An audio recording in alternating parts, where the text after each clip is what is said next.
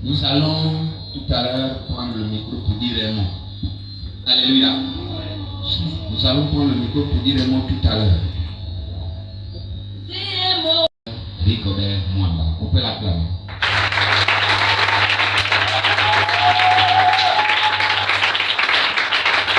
Alléluia. Il n'est plus à présenter. Vous l'avez déjà vu. Ce n'est pas la première fois qu'il vient prêcher. Je ne sais pas, peut-être qu'il était en chemin. C'est pour ça que le message de la dernière fois, c'était quoi? C'est quoi? Il y a quelqu'un pour ton élévation. C'était un message prophétique. Alléluia. Il y a quelqu'un pour ton élévation. Tu ne peux pas t'élever seul. L'ange de Dieu descend chez Corneille, qui était à Césarée. Il avait la capacité, la possibilité de lui prêcher le message de Dieu. Il avait tout. Nous sommes dans Acte 10. Il avait tout pour lui dire ce qu'il fallait faire. Mais il dit, va appeler Simon Pierre. Va appeler Simon, surnommé Pierre. Et c'est Pierre qui vient délivrer le message. Chacun de nous, pour son élévation, a besoin de quelqu'un. Alléluia. Peut-être que je ne serai pas encore pasteur si lui n'était pas là. C'est un message prophétique. Je ne savais pas qu'il était en route. Alléluia. C'est lui qui a précipité mon ministère. Alors que je devais encore être certainement au lait, il a tout fait pour que je mange déjà la nourriture solide. J'avais même mal au ventre. Alléluia. C'est lui qui m'a introduit dans le ministère pastoral. Attention, tu peux être baptisé par quelqu'un. Tu peux être sous la coupole de quelqu'un. Mais à chaque étape de la vie, il y a toujours quelqu'un positionné. J'ai refusé, il est là. J'ai dit, je ne veux pas. Il dit, non, j'ai fait tous les sondages, tout, c'est toi. Il dit, il y a quelqu'un dans l'église qui avait déjà dirigé une église pendant des années. Il a l'expérience. Il dit, c'est toi. Quand je suis allé, je lui ai dit, je m'avais d'abord me soulager. Nous étions en réunion des anciens. Un jeudi. Je m'avais d'abord me soulager. Quand je pars là-bas, j'entends une voix qui me dit, tout ce que tu as fait tout au long de ta vie, tu risques de le mettre à l'eau comme ça. Quand je reviens, je dis oui, ok, je prends l'église. Nous sommes le 20 janvier 2012. Quand je prends l'église. Alléluia. Amen.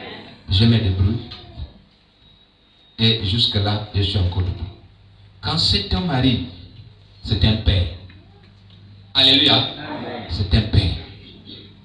Nous devons encore acclamer. Acclamons d'abord. Pas pour lui, mais pour nous-mêmes.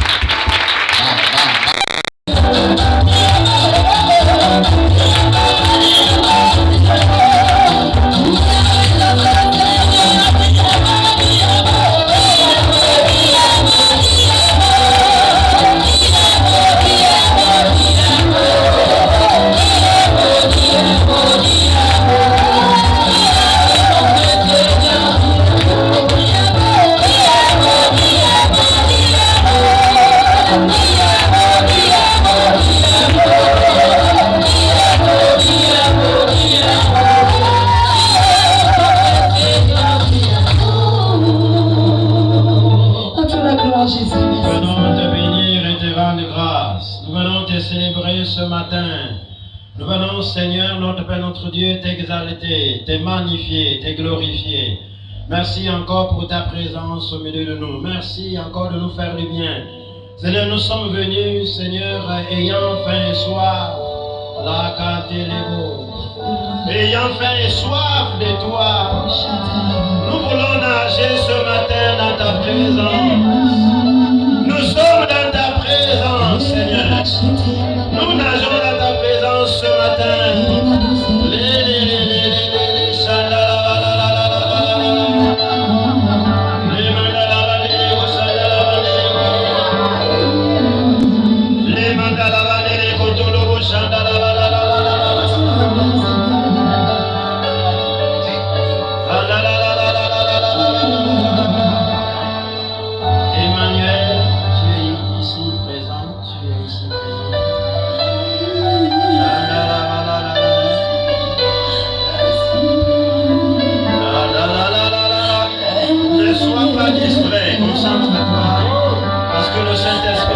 quotidien ce matin.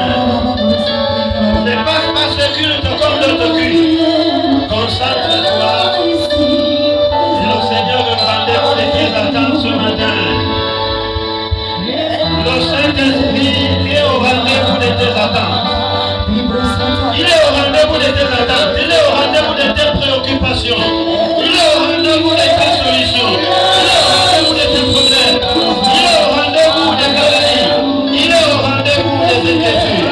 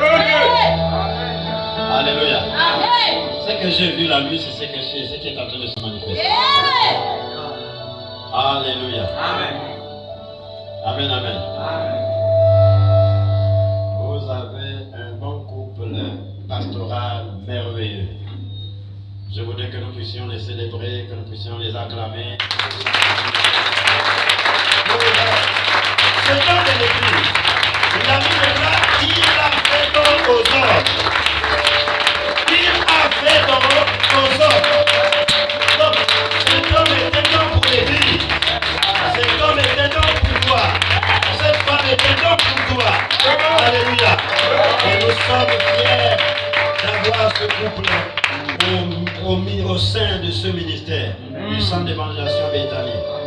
Alléluia. En même temps, centre d'évangélisation Bethany, c'est centre d'évangélisation Bethany. Alléluia. En même temps, conquête. Établissement et bâtissement. Donc, il y a le C qui parle de la conquête. Il y a le E qui parle d'établir. Il y a le B qui parle de bâtir.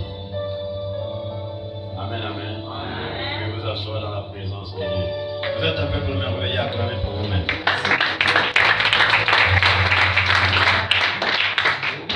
Nous parlons parlons d'un sujet important ce matin.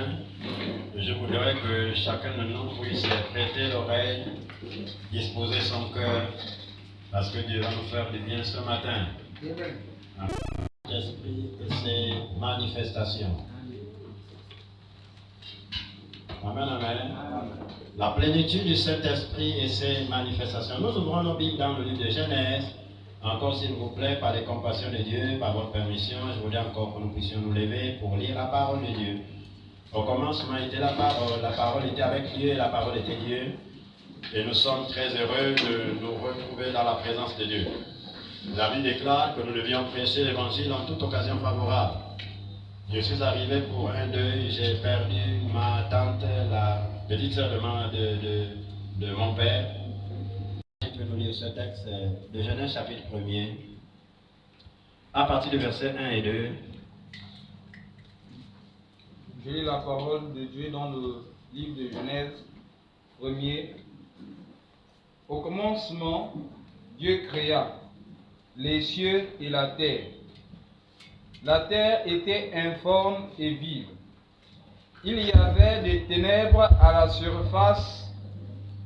Il y avait les ténèbres à la surface de l'abîme. Et l'Esprit de Dieu se mouvait au-dessus des eaux. Amen. Amen. Alléluia. Amen. Vous pouvez vous asseoir. Vous savez, vous avez de la valeur aux yeux de Dieu. Vous êtes des créatures si merveilleuses. C'est pour cela qu'il est important chaque jour que Dieu fait de se prendre un peu plus au sérieux. Parce que Dieu a besoin de toi et moi pour accomplir notre destinée et faire des exploits pour Dieu. Alléluia. C'est le but pour lequel Dieu nous a créés, c'est pour faire éclater sa gloire. La Bible déclare, comme son indique, Genèse concernait les débuts de ce livre concerne le début de toutes choses. Nous dit comment Dieu a créé l'univers. Alors, la Bible nous dit, la terre était informe et vide. Et l'Esprit de Dieu se mouvait à la surface des eaux. C'est pour cela, ce matin, nous parlons de la plénitude du Saint-Esprit et ses manifestations.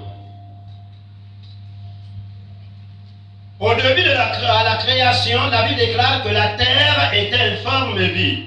Ça voulait dire que la terre n'avait aucune forme. C'était un tohu-bohu. Mais la Bible nous dit que l'Esprit de Dieu, le Saint-Esprit se mouvait. Le Saint-Esprit planait au-dessus des eaux. Pourquoi le Saint-Esprit planait au-dessus des eaux?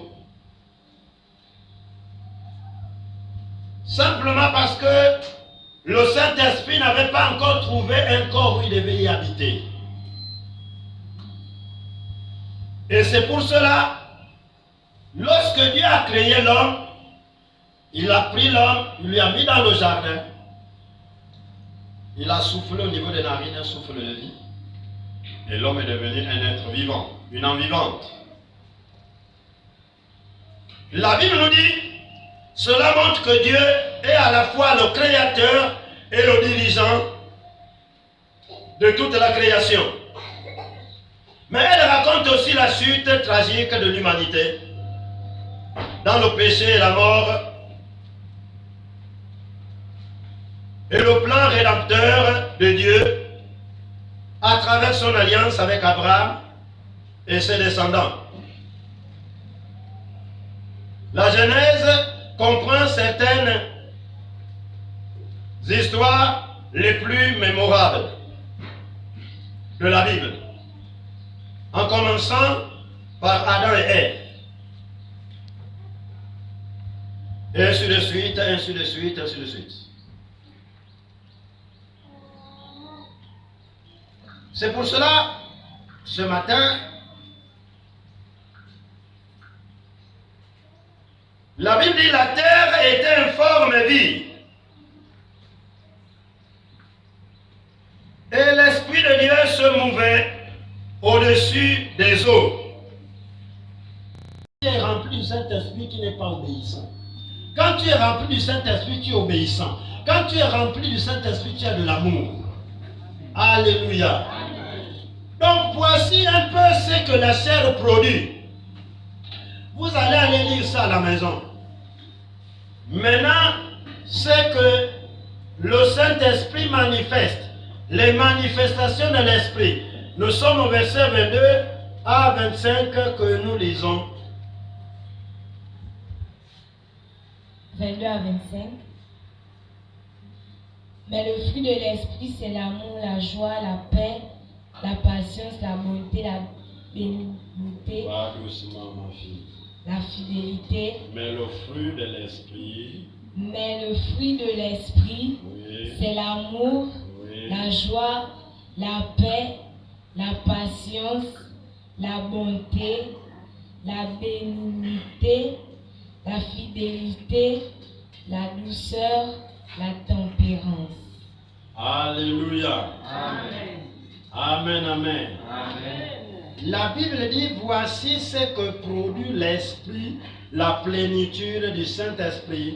Celui qui est rempli du Saint-Esprit, celui qui est revêtu de la puissance d'en haut, voici les fruits, les résultats que produit ce dernier.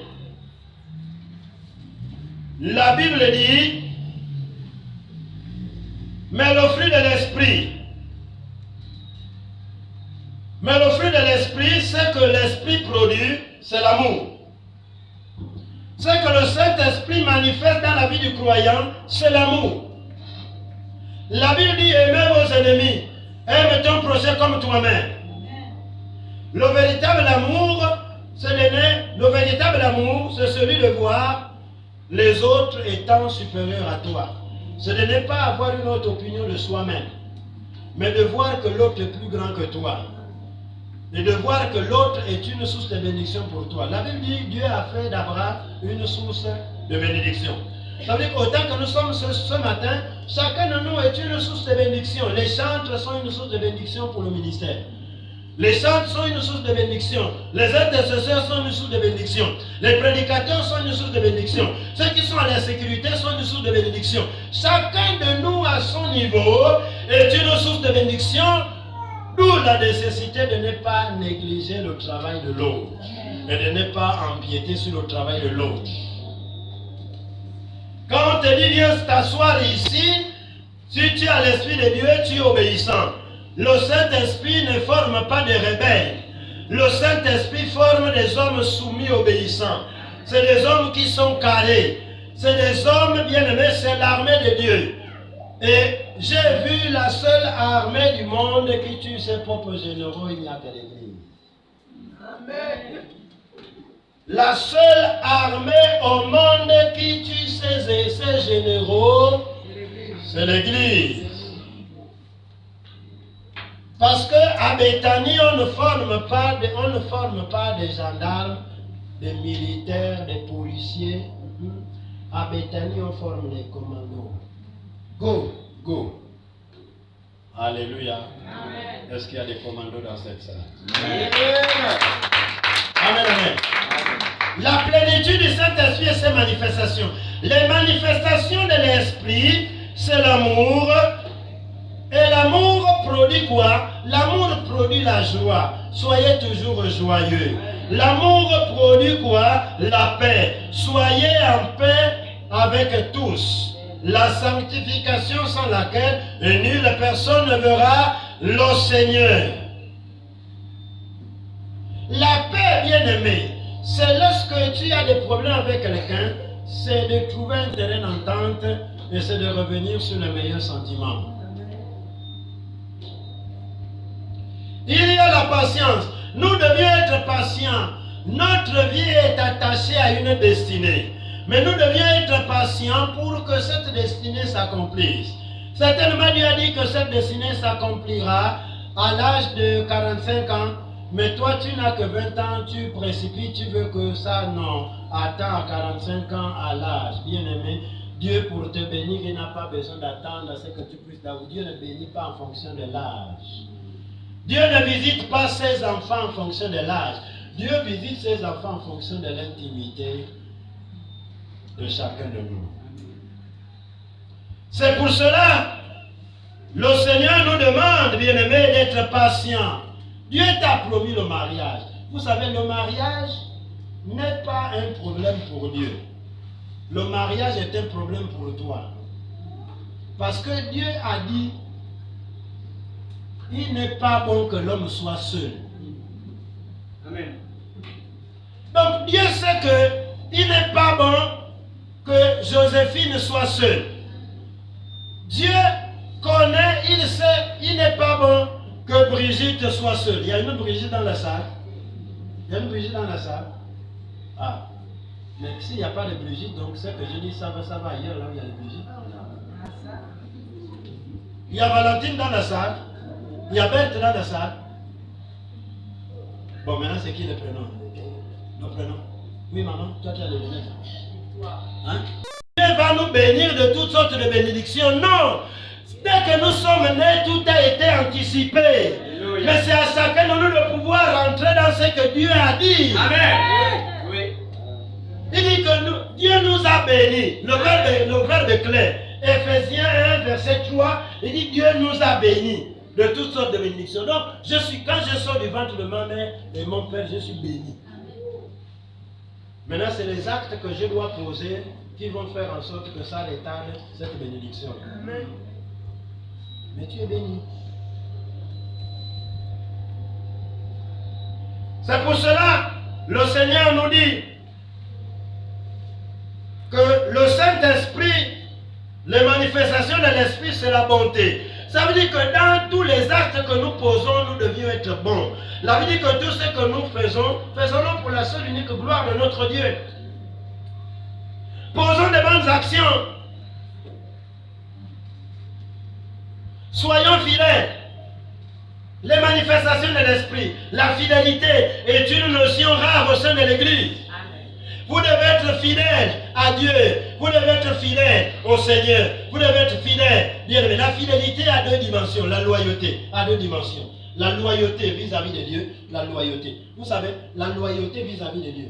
Si une femme mariée est fidèle à Dieu, elle va être fidèle à son mari. Amen. Amen. Parce que la femme est fidèle à Dieu et le mari bénéficie de cette fidélité que la femme a vis-à-vis de son Dieu. C'est pour cela que le mari soit là ou que le mari soit en voyage et qu'il soit là, elle reste là, elle est mariée, il y a une alliance qui la lie. Le seul moyen, c'est lorsque le mari meurt, c'est fini, l'alliance est coupée. Tu es libre. Vous savez, quand la Bible dit de ne pas souiller le lit conjugal, même quand tu es à l'hôtel là-bas, vous ne savez pas que partout là où tu dors, même si c'est par terre, c'est le lit conjugal pour les mariés. C'est le lit conjugal. Même si tu es à l'hôtel, c'est le lit conjugal. Il ne faut pas souiller ça.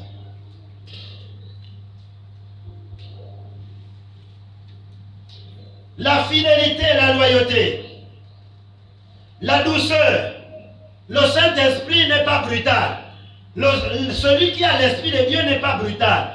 Celui qui a l'Esprit de Dieu, il est doux. Maintenant, quand vous voyez la brutalité, ça peut être le tempérament.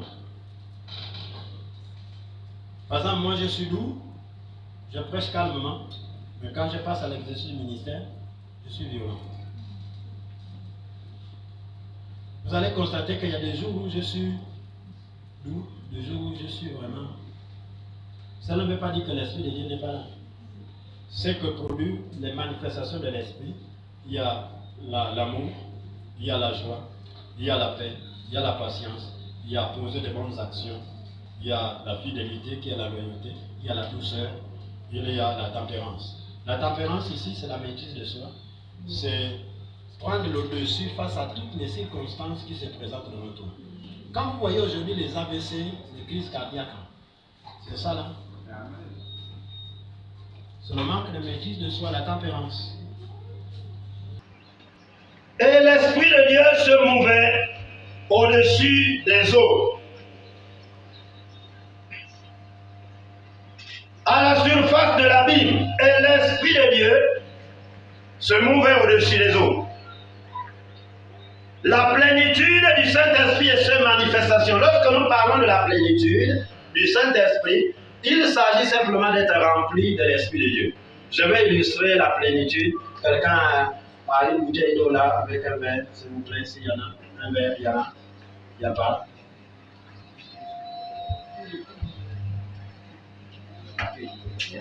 Pas une bouteille d'eau, un verre.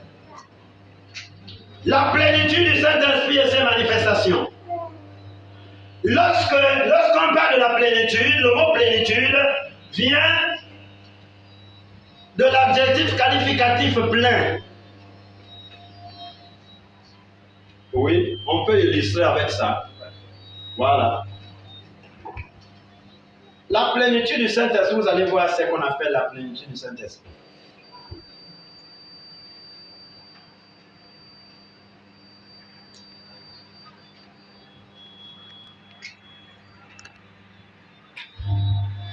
C'est ça la plénitude. Ça veut dire quoi? Lorsque le chrétien, lorsque l'enfant de Dieu est plein de l'Esprit de Dieu, ça veut dire qu'il n'y a plus la place pour les mauvaises pensées. Il n'y a plus la place pour les inquiétudes. Il n'y a plus la place pour la malédiction. Il n'y a plus la place pour des pensées impures. Il n'y a plus de la place parce que c'est plein. Oui. C'est pour cela la Bible nous dit, ne vous inquiétez de rien, de ce que vous allez manger, de ce que vous allez boire, des habits que vous allez porter. Ce sont les païens qui ont besoin de cela. Mais votre Père qui est dans les cieux sait de quoi vous en avez besoin. Mais à cela, il est important de faire connaître à Dieu nos besoins par des prières, des supplications, avec des actions de grâce. Ça veut dire qu'on doit supplier la grâce de Dieu, on doit bénir le Seigneur, mais aussi on doit comprendre que l'action de grâce ne vient pas seulement quand Dieu nous fait du bien. L'action de grâce vient aussi, même quand nous devons aussi rendre grâce, même quand tout va mal, même quand tout est difficile, même quand il n'y a rien au congélateur. Il dit, Seigneur, je te bénis, je te rends grâce parce que mon congélateur est vide. Si tu fais ça, les une semaine qui vont suivre, ton congélateur va être plein. Parce que nous devions apprendre à bénir le Seigneur en toutes choses et lui rendre grâce en toutes choses. La Bible dit, prenez garde et rendez grâce en Dieu en toutes choses. Il y a pas, c'est pas écrit que seulement quand tout va bien. C'est pas écrit c'est pas écrit où les gens disent que non, c'est quand tout est plein, quand tout est rose. Non, Dieu, il a créé le monde tel qu'il est. Le courant que nous avons là, il y a la borne négative et la borne positive. C'est ça, non? Mais la vie, il y a les difficultés. Il y a les avantages. Mais la Bible déclare que celui qui veut vivre pieusement Jésus-Christ sera persécuté. Que Dieu vous bénisse. Alléluia. Amen. Donc la plénitude est remplie du Saint-Esprit. Être rempli du Saint-Esprit. Nous ouvrons nos Bibles dans le livre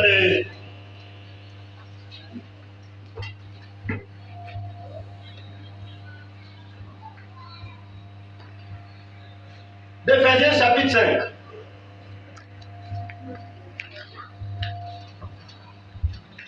Éphésiens chapitre 5 à partir du verset 17.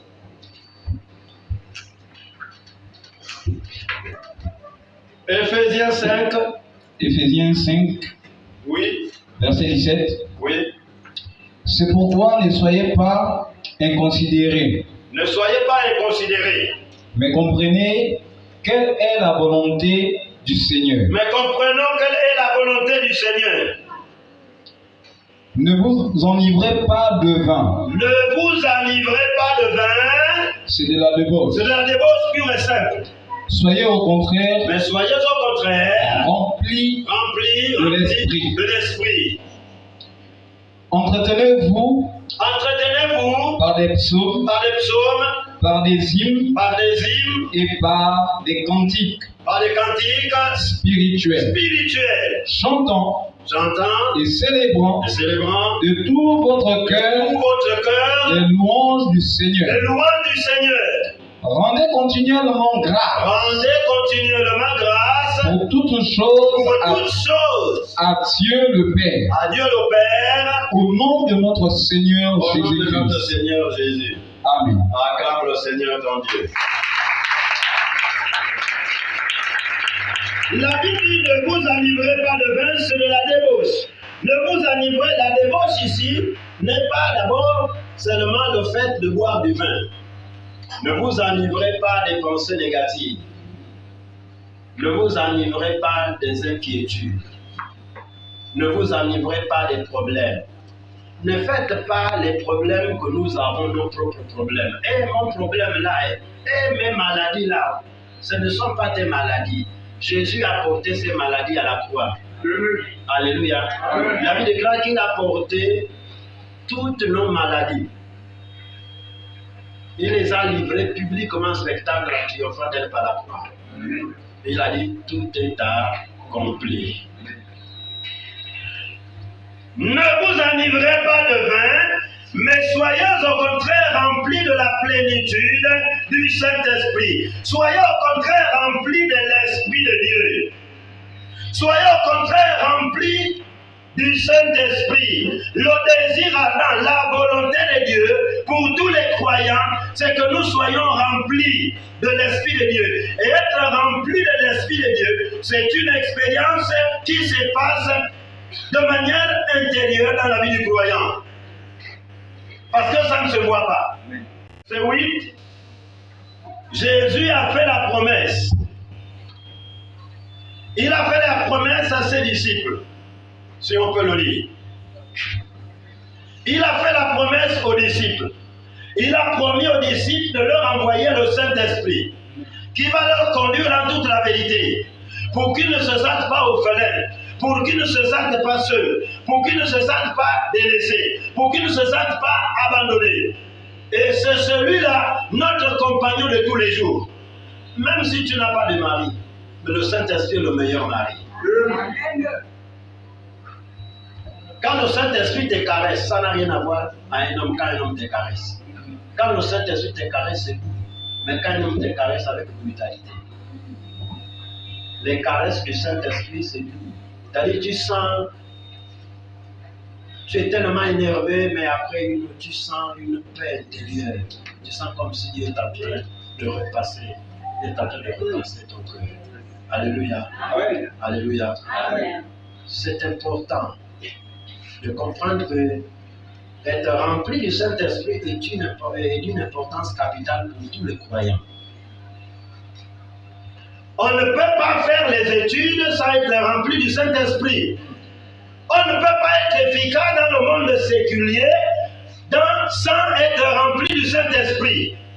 Celui qui est rempli du Saint-Esprit, il travaille. Celui qui est rempli du Saint-Esprit en travaillant, c'est un fonctionnaire, il travaille dans l'administration. Celui qui est rempli du Saint-Esprit et celui qui n'est pas rempli du Saint-Esprit, les résultats sont différents. C'est le nom reçu. Amen. Votre pasteur, c'est un bon administrateur. Un bon administrateur.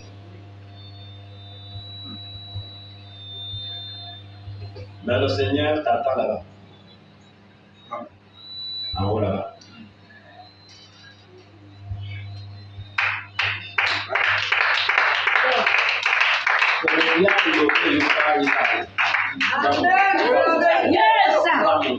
Alléluia.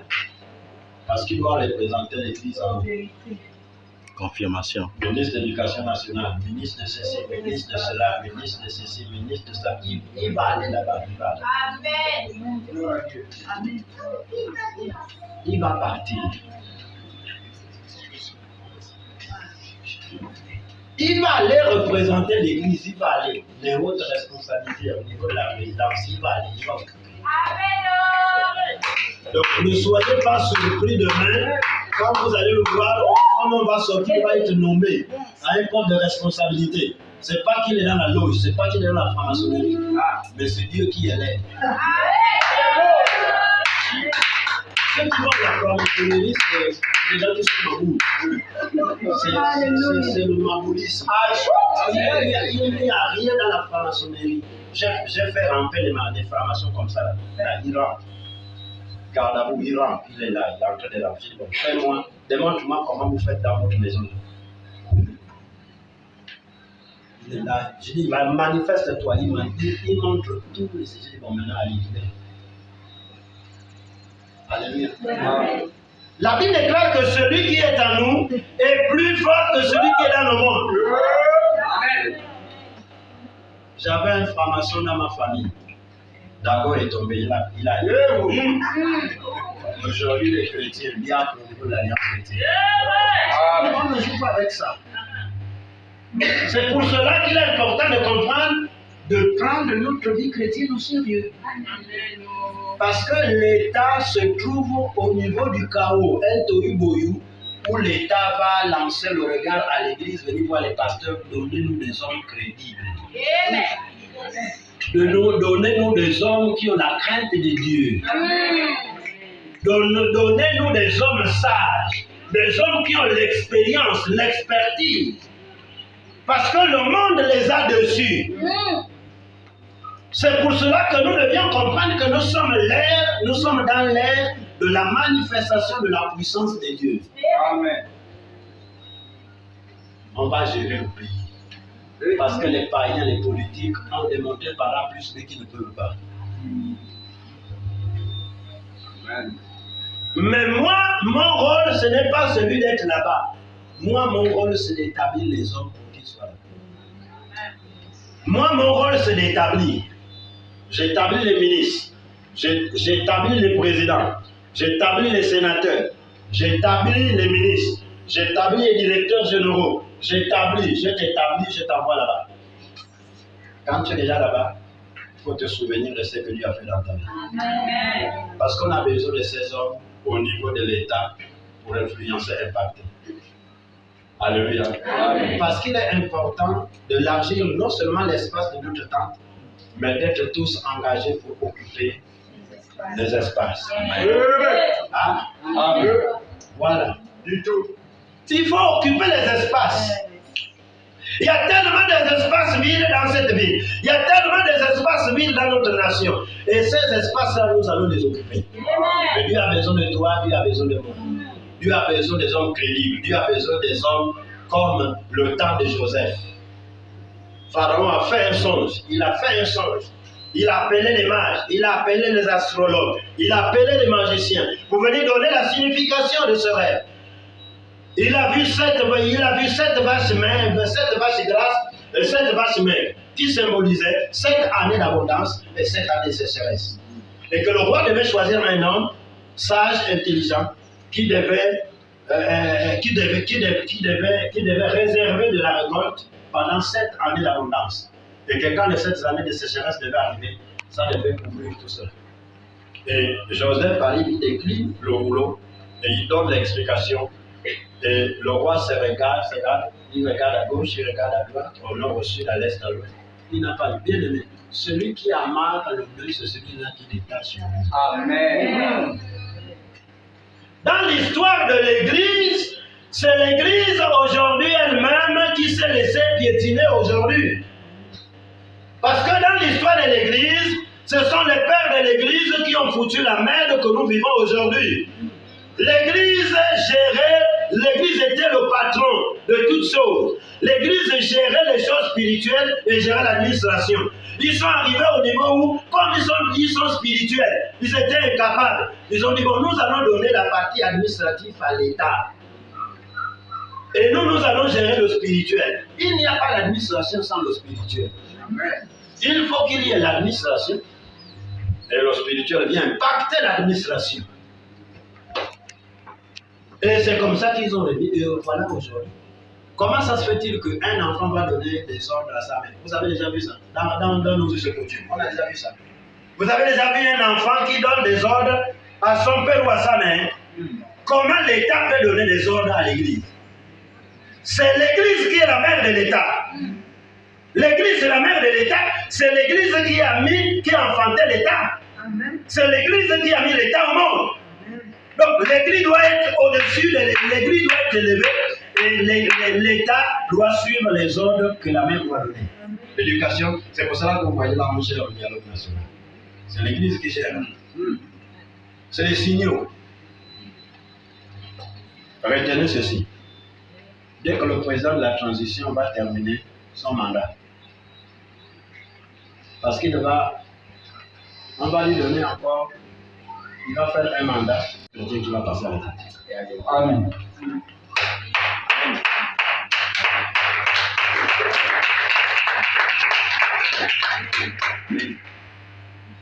c'était Moïse.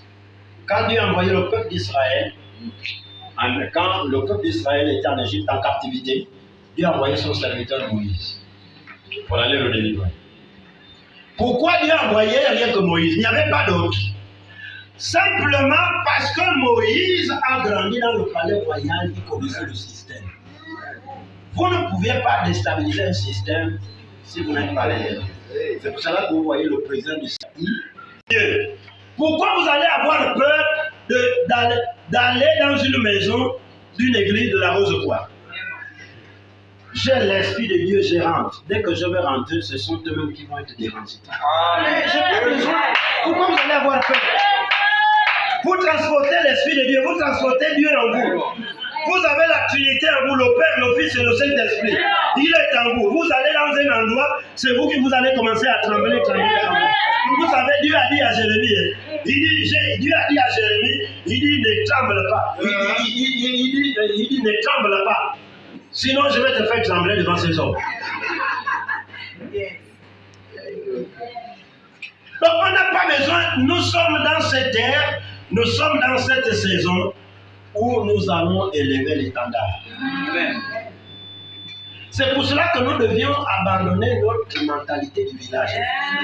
Pour dire que si quelqu'un est ministre, c'est ce qu'il est dans la loge. Qui vous a dit que les postes élevés là appartiennent au panier? Les postes élevés là, à l'époque de Pharaon, il n'y avait pas les païens qui étaient élevés. Mais lui a fait comment? Il a suscité Joseph. Qui a donné la solution au problème qui était là. Et lorsque nous voyons cette histoire, nous voyons typiquement exactement, c'est l'image de notre pays. Dieu a utilisé Joseph. C'est pour cela que cet homme a besoin de nous prier. Nous devions prier pour lui. Parce qu'il a un combat qui ne dit pas son nom. La plénitude du Saint-Esprit et ses manifestations.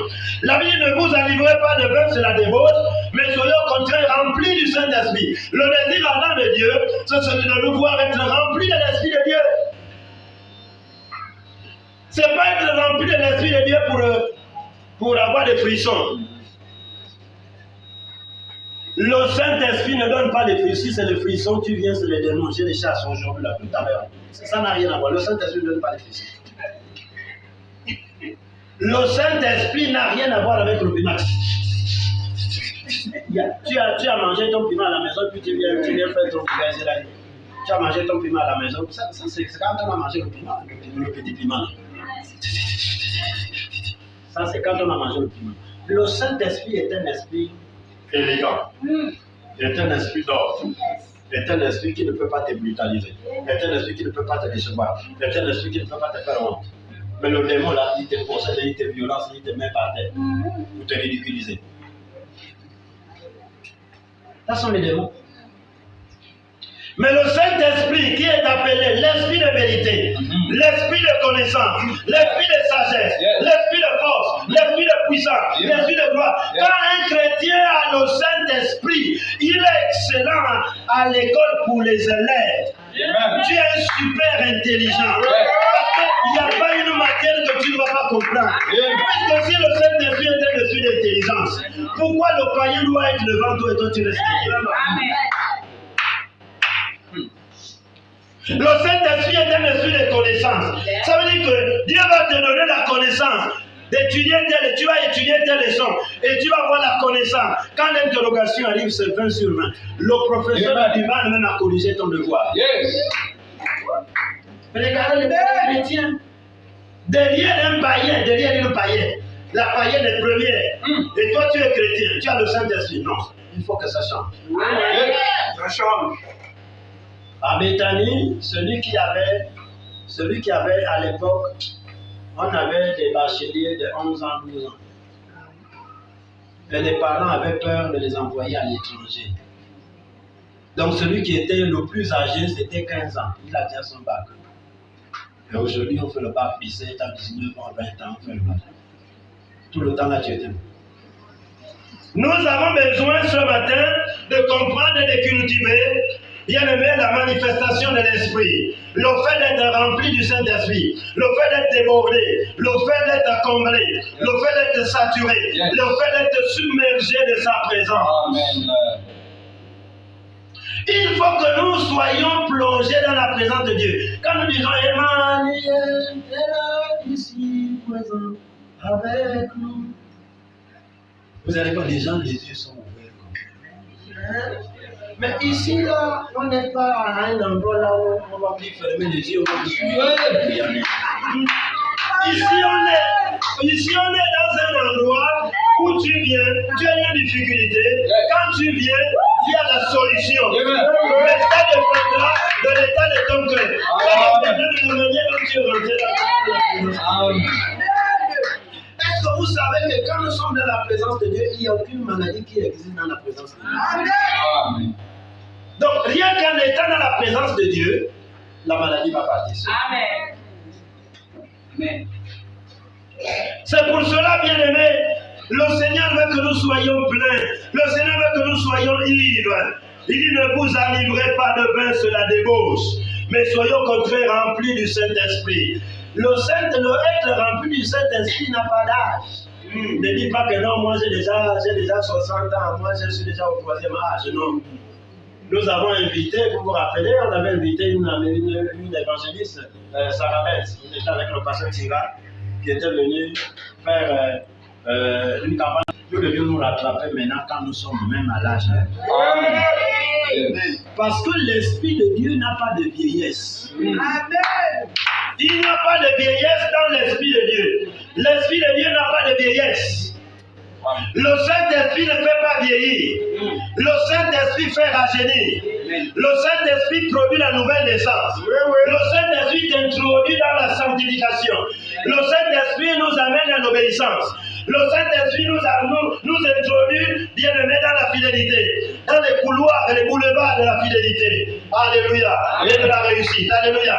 Lorsque nous avons le Saint-Esprit, nous sommes dans les boulevards de la réussite. Ça veut dire que tu es condamné à réussir. Tu es condamné à te marier. Amen. Tu es condamné à avoir des enfants. Amen. Tu es condamné à travailler. Tu es condamné à réussir. Tu es condamné à témoigner chaque jour de la manière. Amen. Tu es condamné à témoigner de ce que Dieu fait dans ta vie tous les jours. Amen. Nous sommes condamnés à le faire. Amen. C'est pour cela la Bible demande, nous dit, soyons toujours joyeux. Soyons toujours joyeux.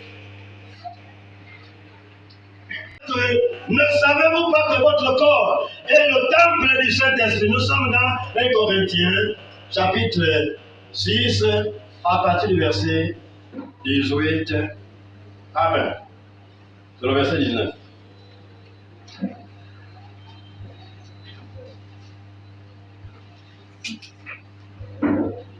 Être rempli du Saint-Esprit est une bonne chose. Être plein de l'Esprit est une bonne chose. C'est pour cela qu'il est important de comprendre que être baptisé au nom du Père, du Fils et du Saint-Esprit, et être baptisé au nom de Jésus, il y a une différence entre ça là. Être baptisé au nom du Père, du Fils et du Saint-Esprit, et être baptisé de Jésus. Être baptisé au nom de Jésus. Quelle est la différence? Il y a une différence. Il y a une différence. Quel est le vrai baptême? Être baptisé au nom du Père, du Fils et du Saint-Esprit, et être baptisé au nom de Jésus. Quel est le vrai baptême parmi les deux? Hein? Être baptisé au nom du Père, du Fils et du Saint-Esprit. Ça, c'est la religion qui nous enseigne. Ça, c'est la religion. Être baptisé au nom du Père, du Fils et du Saint-Esprit, c'est la même chose d'être baptisé au nom de Jésus. C'est le même baptême. Parce que le Père et le Saint-Esprit glorifient le Fils. Amen. Jésus a dit, celui qui m'a vu a vu le Père. Amen. C'est pour cela quand Jésus est arrivé, il a terminé tout le travail, la mission pour laquelle Dieu l'a envoyé. Alors quand il a terminé, il a fait son rapport final. Il a dit, je n'ai perdu personne en dehors du Fils de la perdition. Et Dieu a cédé son trône, il s'est incarné. Là, Jésus est assis sur le trône de la grâce. C'est pour cela que nous devions profiter, bien aimé, de pouvoir nous attacher à notre Dieu pour permettre à ce que le nom de Dieu soit glorifié. Amen, amen. Amen. J'ai amené le mouchoir là, mais je ne sais pas là où c'est parti. Amen. Donc, Genèse, Joël chapitre 3, le verset 1 et 2 à lire à la maison.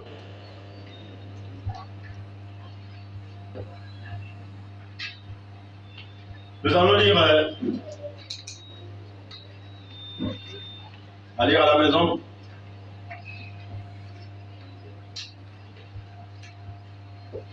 Actes chapitre 2, versets 1 à 4.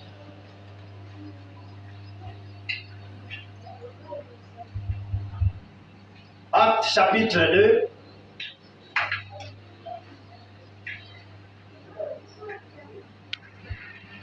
Ne vous enivrez pas de vin sur la débauche. Ne nous enivrons pas des inquiétudes. Ne nous enivrons pas des mauvaises pensées. Ne nous enivrons pas des maladies. Ne nous enivrons pas de nos préoccupations. Ne nous enivrons de rien.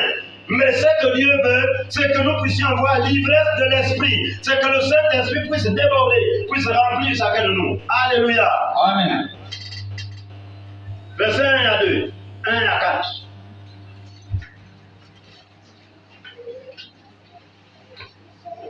Acte, j'ai dit acte 2. Acte 2, Ouais. j'ai lu le premier verset. Ouais. Le jour de la Pentecôte, Le jour de la Pentecôte, ils étaient tous assemblés ils étaient tous assemblés dans le même lieu. dans le même lieu.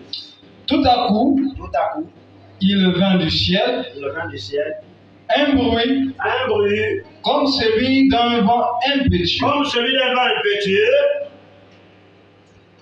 Et étant assis, étant assis, des langues semblables à des langues semblables à des langues de feu leur apparurent, séparées les unes des autres, et ils se posèrent sur chacun d'eux. verset 4. Verset 4. Et ils furent tous remplis du Saint-Esprit, et ils se mirent à parler en d'autres langues selon que l'Esprit leur donnait de s'exprimer. Être rempli du Saint-Esprit, le premier signe, le jour de la Pentecôte, c'est le parler en langue. Mais aujourd'hui, bien-aimés, le Saint-Esprit continue encore à manifester ses œuvres. Quelqu'un qui est rempli du Saint-Esprit ou qui est baptisé dans le Saint-Esprit, bien-aimé, non seulement il doit parler en d'autres langues, mais aussi il doit être fidèle, il doit être soumis, il doit être obéissant, il doit être fidèle à la parole de Dieu. Voici ces choses-là qui viennent encore. Mais le jour de la Pentecôte, c'était rien que le baptême, c'est rien que le parler en langue. Et c'est pour cela, aujourd'hui, nous devions comprendre que la Bible est claire, ils furent tous baptisés, ils furent tous remplis du Saint-Esprit et se mirent à parler en notre langue selon que le Saint-Esprit leur donnait de s'exprimer. Donc le Saint-Esprit, lorsque nous sommes remplis du Saint-Esprit, le Saint-Esprit nous donne de pouvoir parler de nouvelles langues. En particulier de parler en langue. Quels sont les gens qui ne parlent pas en langue? Tous ceux qui ne parlent pas en langue, levez-les. Celui qui parle en langue s'édifie lui-même. Nous sommes dans 1 Corinthiens 14, le verset 1 et le verset 14. La Bible dit que celui qui parle en langue s'édifie lui-même. Amen. Il dit des mystères. Et s'édifier, c'est un mot, et le verbe édifier en grec veut dire construire, bâtir, se solidifier, s'enraciner. Donc lorsque nous parlons en langue, nous sommes en train de bâtir nos vies. Nous sommes en train de construire nos vies. Nous sommes en train de nous édifier. Nous sommes en train de nous reconstruire. Ça veut dire que s'il n'y avait plus assez de racines, alors nous sommes en train de faire pousser les racines.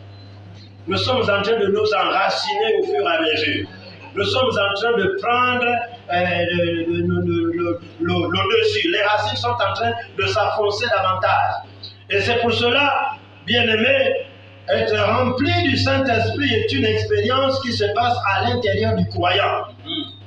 Et pour savoir qu'il est rempli du Saint-Esprit, c'est le parler en langue. Pour savoir un chrétien qui est rempli du Saint-Esprit, c'est qu'il n'est pas orgueilleux. Pour voir un chrétien qui est rempli de connaître que ce chrétien est rempli du Saint-Esprit, il est humble. Il n'est pas orgueilleux. Il est humble. Il est serviable.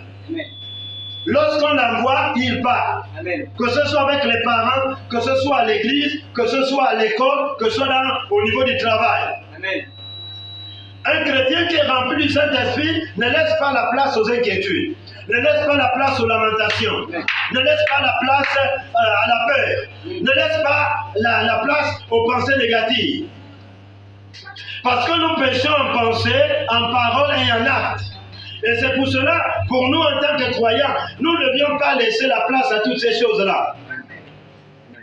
C'est pour cela que Paul a dit, lorsque j'étais un enfant, je parlais comme un enfant, j'agissais comme un enfant, je faisais tout comme un enfant. Maintenant que je suis devenu mature, on a la maturité spirituelle, bien aimé, est l'œuvre du Saint-Esprit.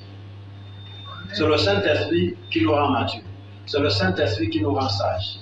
C'est le Saint-Esprit qui nous rend forts. Ça veut dire que dans tout ce que nous faisons, si nous n'associons pas l'Esprit de Dieu, si nous n'avons pas le Saint-Esprit, nous allons travailler, nous allons nous fatiguer. Amen. Si nous n'avons pas le Saint-Esprit, on va faire le ministère. Vous allez faire le ministère. Vous allez faire le ministère au début. Vous allez avoir le courage, la force au début. Après, vous allez vous arrêter en mi-chemin. C'est pour cela qu'il est important d'avoir le Saint-Esprit. C'est pour cela qu'il est important d'être rempli du Saint-Esprit. Être rempli du Saint-Esprit permet à ce que nous puissions entretenir cette dimension de la vie chrétienne entre nous et notre Dieu. C'est pour cela, bien-aimés, lorsque nous sommes remplis du Saint-Esprit, nous n'aurions plus, nous allons voir que lorsqu'on est rempli du Saint-Esprit, alors il y a les épreuves, il y a les tentations, il y a la persécution. La Bible déclare que Jésus, rempli du Saint-Esprit, fut conduit par l'Esprit dans le désert. Amen. Où il fut tenté. Jésus a été conduit par le Saint-Esprit dans le désert pour aller être tenté. Il était rempli du Saint-Esprit. Mais lorsqu'il est revenu et qu'il a surmonté la tentation, lorsqu'il est revenu, il n'était plus rempli du Saint-Esprit, mais il était revêtu de la puissance d'en haut. Alléluia. Amen. Lisons le verset 17 de Acte 2. La Bible dit quoi? Verset 17. Oui. Dans les derniers jours, dit Dieu, je répandrai de mon esprit sur toute chair. Vos fils et vos filles prophétiseront. Et vos vieillards auront des songes. Oui, sur mes serviteurs et sur mes servantes. Dans ces jours-là, je répondrai de mon esprit et ils prophétiseront. Amen. Alléluia. Amen. La Bible nous dit dans les temps de la fin, dans les derniers jours, nous sommes bien-aimés dans les temps, dans la saison, dans la période où Dieu a besoin de répandre son esprit sur. Lorsque la Bible dit « Je reprendrai de mon esprit sur », pourquoi? Parce qu'il y a d'abord la plénitude. Nous sommes d'abord remplis du Saint-Esprit, une expérience qui se passe à l'intérieur du croyant. Mais ça, c'est le premier niveau. Maintenant, le deuxième niveau, Dieu dit « Je répandrai dans les temps de la fin, dans les derniers jours, je répandrai mon esprit sur ».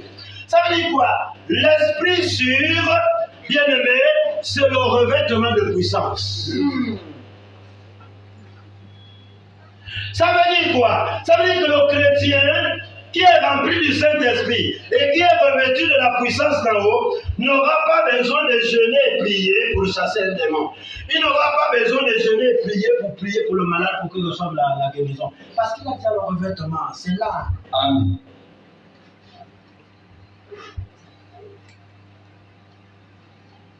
Parce que le revêtement, c'est quoi?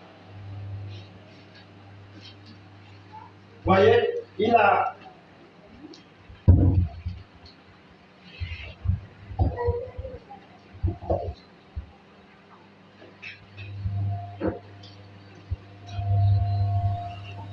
il a une chemise. Mais lorsqu'il prend ce costume-là, lorsqu'il prend le costume, et il porte ça, là il est revêtu. Il est revêtu de la puissance d'en haut. Ça veut dire qu'aujourd'hui, là où il est là, s'il décide de rester 3 jours avec ce costume-là, il est revêtu de ce costume-là. C'est un habit, ça le coup. Ça veut dire qu'il faut opérer en toutes circonstances. Amen. Et ça, c'est une expérience qui se passe à l'extérieur de la vie du croyant. Et c'est pour cela que le Seigneur veut nous amener à ce deux niveaux. Le premier niveau, être rempli du Saint-Esprit. Deuxième niveau, être revêtu de la puissance d'en haut, afin d'opérer dans le surnaturel. Il n'y a pas l'occupation des espaces sans le revêtement. La dimension, tous engagés pour occuper les espaces, c'est la dimension du revêtement. Je dois être revêtu de la puissance d'en haut. Je dois être revêtu de l'esprit de sagesse. Je dois être revêtu de l'esprit de connaissance. Je dois être revêtu de l'esprit de crainte de l'éternel. Je dois être revêtu de l'esprit d'intelligence. Je dois être revêtu de l'esprit de force. En vérité, bien-aimé, en réalité, c'est que quand on est revêtu, nous avons un manteau. Amen. Le manteau là, il est là avec toi. Même si tu as un débardeur, même si tu as une simple chemise, c'est sur toi, c'est revêtu, c'est en toi.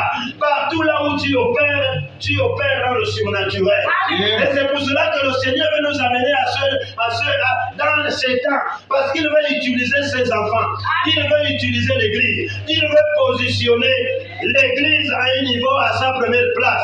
Il veut restaurer la dignité de l'Église. Il veut prendre l'Église et la mettre à sa place, à la place que l'on occupe aujourd'hui. Mais pour en arriver à ce niveau, nous avons besoin d'être revêtus. C'est pour cela que vous avez vu avec Joseph, quand Joseph vient expliquer le rêve, ce n'était pas être rempli, mais il était revêtu. Amen. Parce que c'était l'homme de la situation. Mhm. Quand on est revêtu de la puissance d'en haut, on est l'homme de la situation. Et c'est pour cela, bien-aimé, que Dieu va utiliser l'Église, qui va être un instrument puissant pour être la solution à la nation. Amen. Dieu a besoin de chacun de nous. Alléluia. Amen. L'Esprit de Dieu, je rependrai de mon esprit sûr. Ça veut dire que quand l'Esprit est sûr, tu prophétises. Tu ne prophétises pas avec l'esprit de Python, mais tu prophétises avec l'Esprit de Dieu. Amen. Et ce que tu dis s'accomplit. Bien-aimé, le vrai prophète, ce n'est pas... La Bible dit, dans le livre d'Éphésiens 4, le verset 11, la Bible dit, il a fait il a fait don aux hommes. Certains comme apôtres. C'est pour... Ça joue 2 rôles. Le premier rôle, c'est pour l'édification. Quand on parle d'édifier, on parle de construire, de bâtir. Amen. On parle d'enseigner, d'instruire. Deuxièmement, pour le perfectionnement des saints. Pour que nous soyons excellents. Pour que les enseignements que nous recevions ici, à l'église, lorsque nous nous retrouvons même dans notre milieu professionnel, que cet enseignement puisse prendre vie, afin que ceux qui sont dans cette administration puissent bénéficier de ça. Regardez comment les chrétiens se comportent dans les administrations. Quand vous partez dans une administration, la personne qui vous reçoit mal, si vous vérifiez, vous allez voir que c'est une chrétienne. Amen. Vous partez à l'hôpital, quand vous voyez une infirmière, elle vous reçoit mal, vous vérifiez, vous allez voir qu'elle est. Amen. Ça veut dire qu'elle a passé mal sa nuit, elle veut venir, elle veut venir mettre ça sur les patients. Mais oublions qu'elle a prêté serment et qu'il a prêté serment. Amen. Alléluia. Amen. Amen, amen. Amen. Donc, l'Esprit sûr nous amène aussi non seulement aller de gloire en gloire, de victoire en victoire, nous permet d'avoir la gloire qu'on appelle tabor. Donc la gloire qui pèse, la gloire qui a du poids. Amen. Vous avez déjà vu l'inondation entraîner une pierre dans une rivière? Vous avez déjà vu ça? Vous avez déjà vu un morceau de bois qui est resté longtemps dans de l'eau et être transformé, devenir un caïman ou bien un poisson? Non. Nous sommes des enfants de Dieu. Nous sommes les fils du royaume. Nous avons la mentalité du royaume. Nous avons le fonctionnement du royaume. Nous sommes des ambassadeurs que Dieu a établis sur la terre pour représenter notre pays, les cieux. C'est pour cela qu'il dit, allez, faites de toutes les nations des disciples, les baptisant au nom du Père, du Fils et du Saint-Esprit. Allez prêcher la bonne nouvelle. À ceux qui croiront seront sauvés, seront baptisés, et ceux qui ne croiront pas seront condamnés. Donc chacun de nous est un ambassadeur sur la terre. Dans ta famille, nous sommes des ambassadeurs. Un ambassadeur est un représentant, il est représentant de son pays dans un autre pays. Ça veut dire que notre pays, ce n'est pas la terre. Notre pays, c'est les cieux. Nous sommes venus sur la terre pour que chacun de nous vienne tourner le film de sa vie. Et chacun de nous est acteur de sa vie. Quand vous suivez un film, vous voyez qu'il y a un acteur qui est mort, c'est un faux film. Parce qu'un acteur ne meurt jamais dans un film. Amen. Tu es un acteur de ton film. Tu ne mourras pas. Tu es un acteur de ton film. Tu ne mourras pas. Tu es un acteur de ton film sur la terre. Tu ne mourras pas. Sans avoir accompli ce pourquoi Dieu t'a appelé. Amen. Tu es l'acteur de ton film. C'est toi l'acteur de ton film. Et tu ne peux pas, il n'y a pas de mort prématurée. Tu ne vas pas mourir prématurément.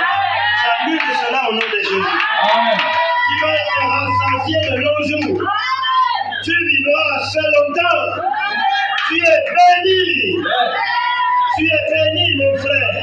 Tu es béni, ma soeur. Nous allons passer aux manifestations de l'Esprit. Nous ouvrons rapidement Galates chapitre 5,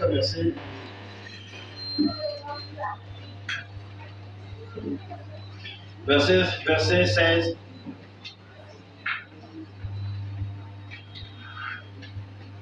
À 18.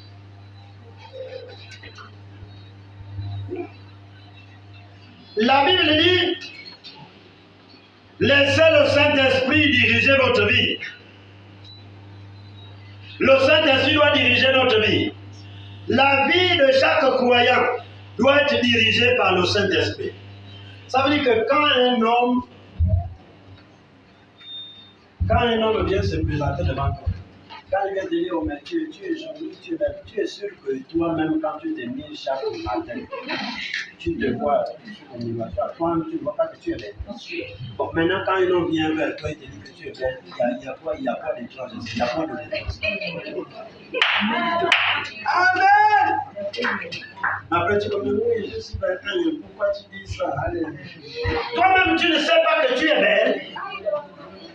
La Bible déclare que nous sommes des créatures si merveilleuses.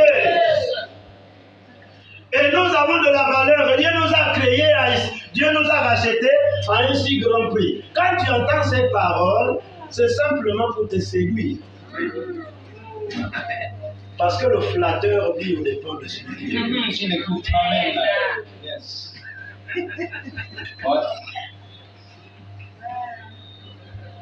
Le maître corbeau a toujours son fromage. Hein?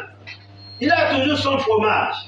Mais quand l'autre vient le séduire, là, vous savez le but, c'est de laisser le corbeau pouvoir parler pour que le fromage tombe et il saisit, il prend sa image. Donc le diable peut vous amener à bout.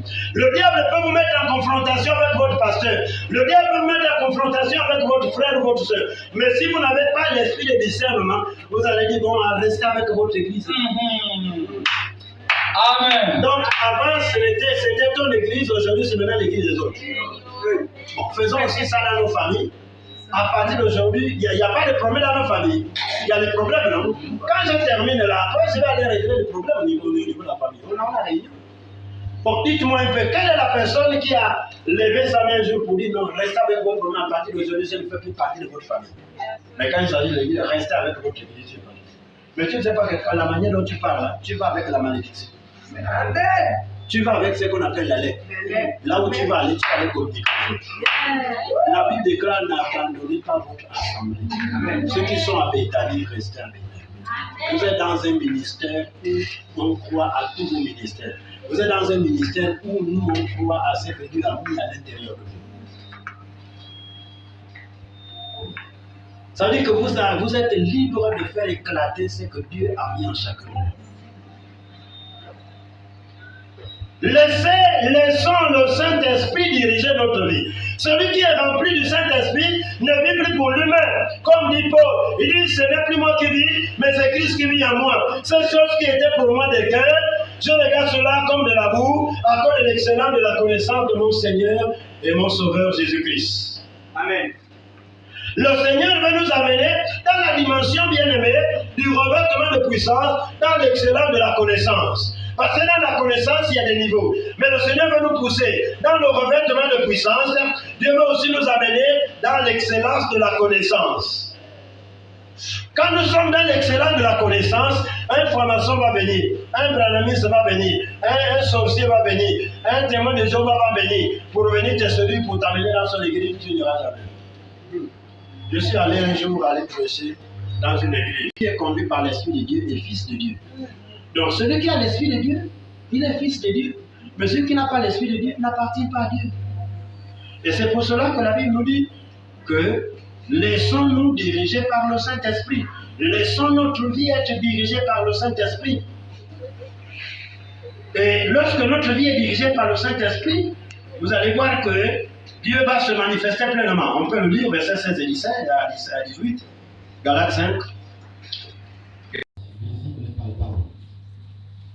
Prions que ta présence soit manifeste dans nos vies et que la parole que nous avons écoutée ce matin puisse être d'actualité. Nous puissions mettre cela en pratique parce que tu as dit ne vous bornez pas à écouter seulement, mais à mettre en pratique. Merci Seigneur parce que tu donneras à chacun de nous la capacité, la force, de mettre en pratique cette parole afin que nous puissions produire des fruits en toute saison. Merci Seigneur pour ces temps et ces moments. Merci Seigneur pour notre Dieu, le culte de ce matin. Nous voici au terme de ce moment. Nous prions que ta grâce, notre Dieu, Seigneur, localise chacun et chacune afin de continuer à nous faire le bien dans nos maisons. Saint-Esprit, accompagne chacun de nous au sortir de ces lieux jusqu'à dans nos maisons. Merci de bénir l'eau que nous allons boire, dans le tout que nous allons manger, et que le tapis du sang de l'agneau soit roulé au sortir de ces lieux, notre Dieu jusqu'à dans nos demeures respectives. Et que la semaine, Seigneur, notre Dieu qui commence, soit une semaine heureuse. Une semaine où nous allons encore témoigner de toi. Une semaine où nous allons encore venir dans ta présence. Une semaine où nous allons encore prêcher l'évangile. Une semaine où nous allons, notre Dieu, glorifier ton nom. Une semaine où, notre Dieu, Seigneur, nous allons encore faire des exploits avec toi. Une semaine où tu as préparé des œuvres d'avance afin que nous les pratiquions. Béni sois-tu, notre Dieu, que la rosée du ciel, que la pluie d'arrière-saison, que la bénédiction de l'Éternel, qui ne se fasse sur aucun chagrin, Seigneur, affecte tous les domaines de nos vies. Au nom puissant de Jésus de Nazareth. Seigneur, que l'huile qui coule sur la barre, sur la tête, Seigneur, coule sur la barre et sur le bord de vêtements, sur ton serviteur, sur les responsables et sur le peuple, afin que ton nom seul soit glorifié. Béni sois-tu, reçois l'honneur, la gloire et la louange. Au nom de Jésus. Amen.